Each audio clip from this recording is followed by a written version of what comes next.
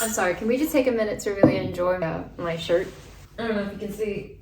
From Horizon Forbidden West, my favorite game of all time. We're actually not here to talk about games, we're here to talk about books! But specifically, we're here to talk about what books to read for 2025. Let's go! My name is Natasha, I go by Tosh, and welcome to my channel!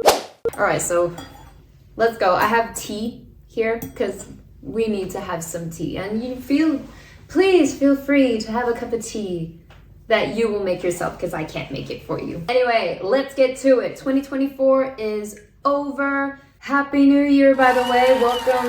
Now we're in January. Thank God there are so many books to read, because January, February, March, April, especially in the Nordics, are tough.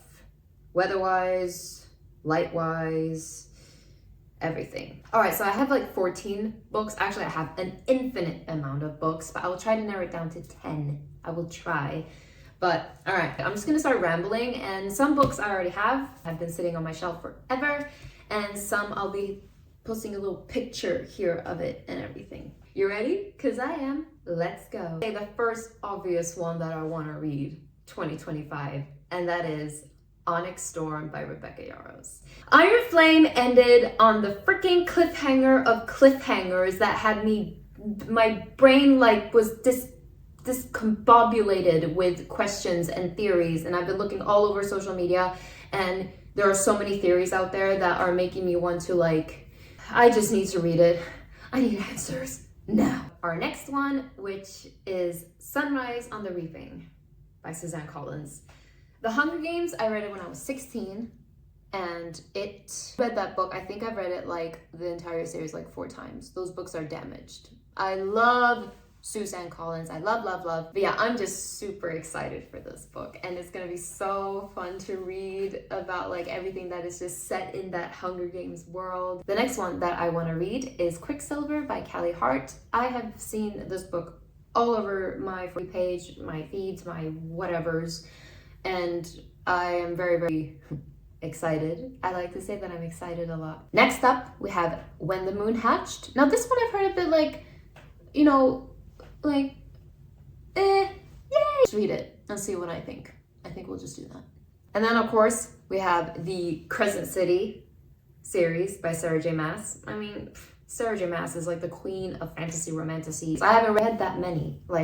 My journey has just begun. But right now, Sarah J Maas is on the Iron Throne for me. She is the queen of the 7 kingdoms. All right, next up, we have some that have been sitting on my shelf that I've been somehow avoiding to read because I'm a bit scared of them, but not because of I don't know why I have been. But The Nightingale by Kristin Hannah. I think I'm maybe more intimidated in that sense that everyone's crying and it's really, they're saying it's sad, but it's an amazing book and it's historical fiction. I haven't read a lot of historical fiction, and I think I should just broaden my horizon a bit. So this one is definitely up to grabs. The Nightingale, Kristin Hannah. And we have another one that's been sitting on my shelf. One that I'm also quite excited to read. People have been saying it's a bit of a slow read, but then it speeds up. And that is The Invisible Life of Addie Laurie. I hope I said that right, by V.E. Schaub.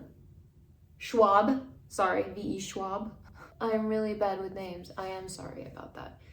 But yeah. This one has been on my TBR for a really long time. I'm definitely going to read it. Actually, I'll read it now. This will be my first book for January. Yeah. So I love reading romance books or any genre that has romance woven into the plot. I'm pretty much sold on it. But I am also a big fantasy fan. I do like romantasy and stuff. Big shock. But I am excited about the Shepherd King series, One Dark Window and Two Twisted Crowns, if I got those titles right, by Rachel Gillig. I do want to read those. Everyone's been raving about it. And I like reading what people rave about because I am a huge follower. Honestly, there are so many books. I have a few more here. Most are obviously I want to read Emily Henry's new book, Great Big Beautiful Life. No, Great Big Beautiful Life God, I am terrible with titles, but it's here. You can read it. I'm excited that a lot of Emily Henry's books are going to be turned into movies, because then I can just, you know, every time I want some Emily Henry energy, I can just put that on my television right there and I'm good. So anything Emily Henry, I will read. I also read some Abby Jimenez books. Jimenez's books. I don't have any of. I haven't thought of any right now, but I know like I want to read her definitely during the summer. People have been saying many good things about her. That she writes like the romance books with a bit of the comedy in it, but also has like a lot of like the deep stuff as well. That it's like a good mix. I've heard. Anyway, then we also have dark fantasy romance, which is, I have never read that before, but I constantly watch Mariana Reads, Mariana's YouTube channel, and she reads a lot of dark fantasy romance, and she has given quite some good suggestions, but I think I'm gonna start with A Touch of Gold and Madness by Devore, and we'll see if I like it. I'm a bit nervous though. It's not like I can't read dark things. It's not like I only need to read like happy endings. We'll see how I feel about that. Those are my books.